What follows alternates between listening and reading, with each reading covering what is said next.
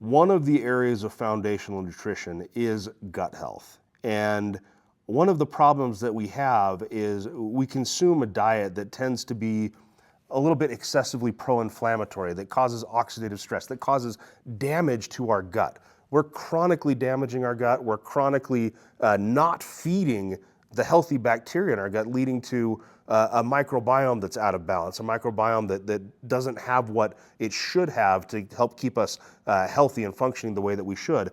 And one of the ways that we can support a healthier microbiome and support overall improved gut health, improved gut barrier function is Biome DT. Biome DT is really a great product. It contains a blend of different fibers that support many aspects of health: glucose metabolism, microbiome health, things like this. It's really designed to be prebiotic fibers that help support the bacteria in our gut, help feed the healthy bacteria in our gut, help make our gut just better for our bodies, better for our overall health.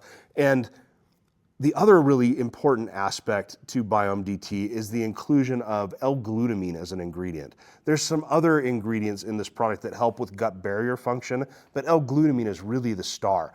Gut barrier function is absolutely critical for our health, whether it be immune health, delivery of nutrients appropriately to our bodies.